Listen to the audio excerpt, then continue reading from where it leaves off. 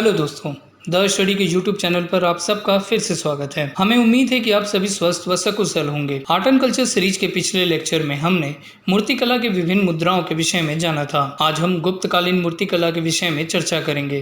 तो चलिए ज्यादा समय न लेते हुए शुरू करते हैं आज के टॉपिक से। 4वीं सदी ईस्वी में गुप्त साम्राज्य की नींव पड़ने से एक अन्य युग की शुरुआत हो गई थी।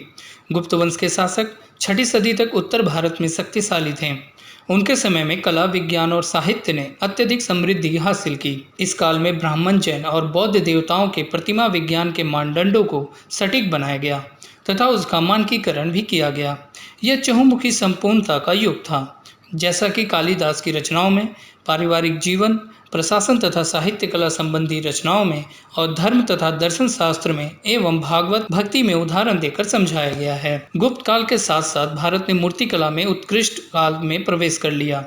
इस काल में कला की तकनीकों को संपूर्णता मिली, निश्चित शैलियों का विकास हुआ और सूक्ष्मता से सौंदर्य के आदर्शों का सृजन हुआ। गुप्तकालीन मूर्तिकला अमरावती और मथुरा की प्रारंभिक उत्कृष्ट मूर्तिकला का एक तार्किक परिणाम है। इसकी सुघट्यता मथुरा से और लालित्य अमरावती से लिया गया है। फिर भी ऐसा प्रतीत होता है कि गुप्त काल मूर्तिकला का संबंध एक ऐसे क्षेत्र से है जो पूर्ण रूप से भिन्न है। ऐसा लगता है कि गुप्तकालीन कलाकार एक उच्चतर आदर्श के लिए कार्य कर रहे थे। इस काल में कला और विचारधारा के बीच लोगों के बाह्य रूपों और आंतरिक बुद्धिमत्ता एवं आत्मिक संकल्पना के बीच एक निकट सौहार्द स्थापित करने के प्रयास में कला के प्रति दृष्टिकोण में नया अभिविन्यास देखा गया। आइए अब गुप्तकालीन मूर्तिकला की मुख्य विशेषताओं पर भी नजर डाल लेते हैं। गुप्त काल में भरहुत, अमरावती, सांची और मथुरा की कला एक दूसरे के और निकट आती चली गईं और मिलकर एक हो गईं। संरचना में महिला आकृति अब आकर्षण का केंद्र बन गई और प्राकृतिक सौंदर्य पृष्ठभूमि में रह गया। मानव आकृति को एक प्रतिमा के रूप में मानते हुए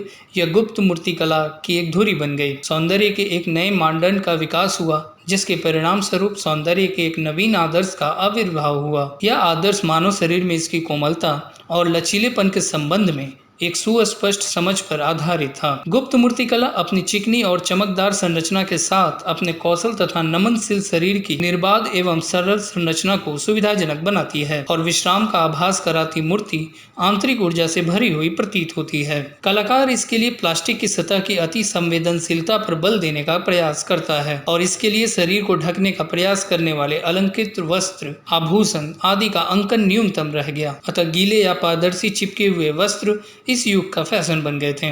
किंतु इस मूर्तिकला में विशेष रूप से महिला आकृतियों के मामले में इन वस्त्रों के इंद्रियगत प्रभाव की जागरूकता, नैतिक अनुभूति को प्रतिबंधित कर दिया गया था। गुप्त मूर्तिकला से नग्नता को एक नियम के रूप में समाप्त कर दिया गया था। इस अवधि की महान कलात्मक रचनाओं में मधुर तथा कोमल रूपरेखाओं का समावेश किया गया था एवं अलंकरण के साथ साथ आत्म संयम का भी प्रदर्शन किया गया। गुप्त काल के संरक्षण में मथुरा और सारनाथ के अध्ययनों ने अत्यधिक गुणों वाली अनेक कृतियों का निर्माण किया। परिणाम स्वरूप सारनाथ जैसी एक नवीन मूर्तिकला का विकास हुआ। गुप्तकालीन मूर्तिकला में तीनों धर्मों बौद्ध, जैन और ब्राह्मण के अलावा गैर धार्मिक विषयों की भी मूर्तियां बनाई गई। गुप्त काल में जैन धर्म पर हिंदू धर्म का प्रभाव बढ़ रहा था, इसलिए तीर्थंकर के बगल में इंद्र, सूर्य, कुबेर आदि की मूर्तियां बनने लगीं। गुप्तकालीन जैन धर्म के अंतर्गत विशालकाय बाहुबली की मूर्तियां बननी शुरू हो गई थीं। गुप्त काल में मिट्टी के साथ प्रस्तर एवं धातु मूर्तियों का भी निर्माण हुआ। सारनाथ से प्राप्त धर्म चक्र, परिवर्तन मुद्रा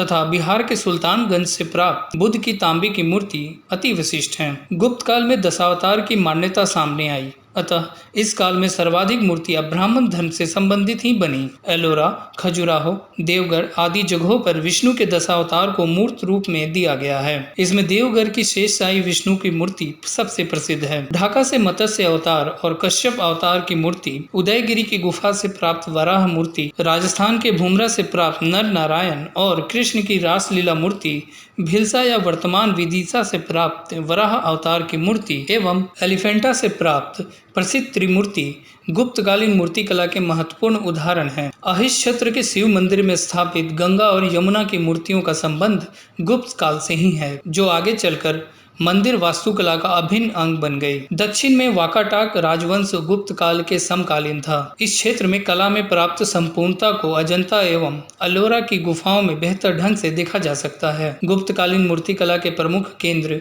मथुरा, सारनाथ, अहिष्यत्र, श्रावस्ती, कौशाम्बी, गढ़वा, राजगिरी, सुल्तानगंज, ताम्रलिप्ति, पहाड़पुर आदि थे। आइए अब गुप्तकालीन मणि मूर्तियों पर एक नजर डाल लेते हैं। राजघाट, गढ़वा, कोसम, मथुरा आदि स्थानों से गुप्तकालीन मणि मूर्तियां प्राप्त हुई हैं। इन मूर्तियों के सिर पर घुंघराले बाल हैं, जिनकी लटें कंधों पर लटकी हैं। भीतर गांव के मंदिर में मिली मूर्तियां रामायण महाभारत की कथा व्यक्त करती हैं। इन मूर्तियों में तत्कालीन जीवन की अनुपम छटा झलकती है। छोटी मूर्तियों को दीवारों पर टांगा जाता था। इस वजह से इन मूर्तियों का पिछला भाग सपाट है और चोटी के तिकोने जोर पर डोरी के लिए सुराग बना है। अब बात करते हैं गुप्तकालीन धातु मूर्तियों की। गुप्त काल में बुद्ध की सुंदर मूर्तियां तांबे पीतल की धातुओं में ढाली गई थीं। इस प्रकार की एक खड़ी मूर्ति भागलपुर जिले के सुल्तानगंज में मिली थी, जो 7.5 फुट ऊंची है। यह मूर्ति अभय मुद्रा में है। इसी प्रकार गया जिले के कुकिरहार गांव में बुद्ध की धातु की मूर्तियों का एक ढेर पाया गया, जिनमें कुछ गुप्तकालीन की मूर्तियां भी थीं। आइए अब कुषाण कालीन एवं गुप्तकालीन मूर्ति कला में मौजूद कुछ अंतरों को भी देख लेते हैं। गुप्तकालीन मूर्तियां कुषाण कालीन मूर्तियों की पूर्णता को दर्शाती है, फिर भी इनमें पर्याप्त अंतर परिलक्षित होता है। गुप्तकालीन मूर्ति कला ने कुषाण कालीन नग्न कामुकता एवं पूर्ण मध्यकालीन प्रतीकात्मक सूक्ष्मता के बीच समन्वय स्थापित किया। कुषाण कालीन मूर्तियों में जहां शारीरिक सौंदर्य और नग्नता को अधिक महत्व दिया गया है, वहीं गुप्तकालीन मूर्तियों में नग्नता को तिलांजलि दी गई एवं आध्यात्मिक सौंदर्य पर बल दिया गया।